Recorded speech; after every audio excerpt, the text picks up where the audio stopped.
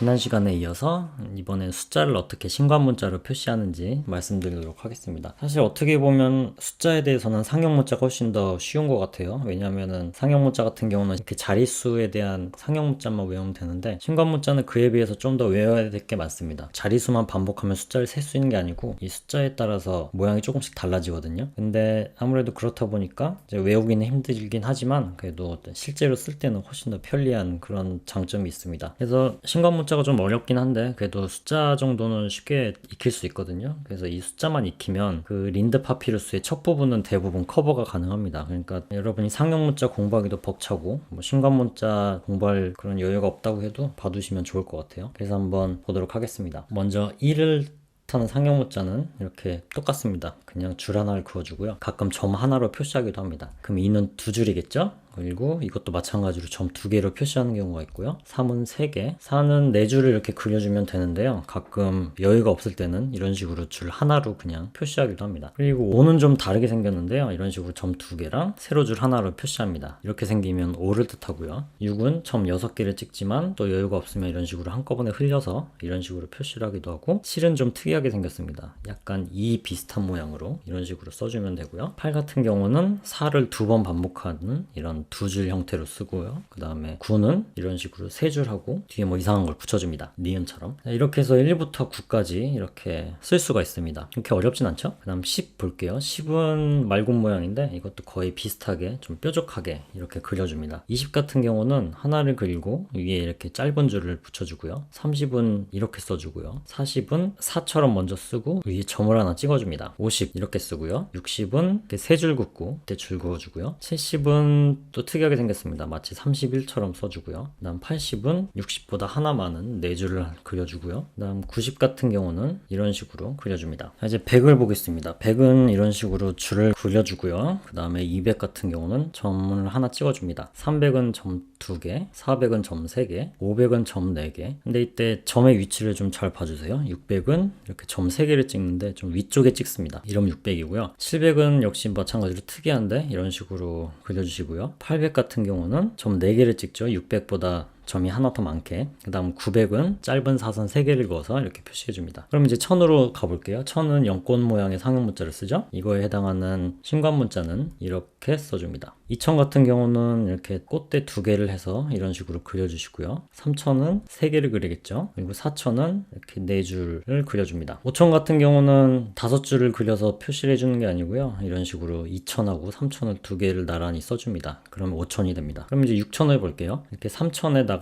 밑에 가로줄을 하나 더 추가하는 형태로 그려주고요. 7000 같은 경우는 이런 식으로 좀 특이하게 또 써주고, 8000 같은 경우는 4000처럼 4개를 그려주고 가로줄을 하나 더 추가해 주시고요. 9000은 3000보다 가로줄 2개 더 추가되어 있는 이런 식으로 그려주시면 됩니다. 그 다음 만을 볼게요. 만은 손가락이죠. 이렇게 그려주시면 되는데 주의하실 거는 제일 윗부분이 이렇게 왼쪽을 향해서 살짝 굽어져 있는 거, 이 부분을 주의해서 그려주셔야 되고요. 그 다음 10만 같은 경우 올챙이는 신관 문자로 이런 식으로 그려줍니다. 뭐 여기까지는 어려운 게 없으시죠? 그 다음 이제 분수를 볼게요. 먼저 3분의 1을 뜻하는 분수는 이런 식으로 그려주시면 됩니다. 이게 숫자 만을 뜻하는 상형 문자랑도 비슷하고 또 갈대 모양의 상형 문자 2랑도 비슷한데, 이 꺾여져 있는 부분을 잘 보셔야 되고, 그 다음에 그 아래쪽 부분에 이렇게 뻗어 있는 줄기 같은 것도 이렇게 잘 눈여겨 보셔야 됩니다. 그래서 여기서 차이가 나기 때문에 이런 식으로 3분의 2 문자를 다른 문자랑 구별을 할 수가 있고요. 그 다음 2분의 1을 뜻하는 상형 문자는 이런 식으로 둥근 부분 없이 각지게 그려주시면 되고요. 3분의 1 같은 경우는 이런 사선으로 표시를 해주시고, 4분의 1 같은 경우는 똑같이 X로 그려주면 됩니다. 5분의 1 같이 이제 분수를 표시할 때는 이런 식으로 점을 하나 찍고요. 그 다음 그 뒤에 이렇게 숫자를 붙여주면 됩니다. 그럼 10분의 1도 마찬가지겠죠? 위에 점 찍고 10을 이렇게 쓰면 10분의 1이라는 분수가 됩니다. 물론 상형 문자에 비해서 신관 문자로 된 숫자는 외울 게 좀 더 많아지긴 한데 그래도 이렇게 많진 않으니까 이거 금방 보실 수 있고요. 이 숫자만 아시면 그 린드 파피루스의 그 첫 부분은 거의 다 커버가 가능합니다. 그러니까 좀 시간이 걸리더라도 이 부분은 좀 외우셨으면 좋겠어요. 그래서 다음 시간에 본격적으로 린드 파피루스의 첫 부분이 어떻게 생겼는지 한번 보도록 하겠습니다.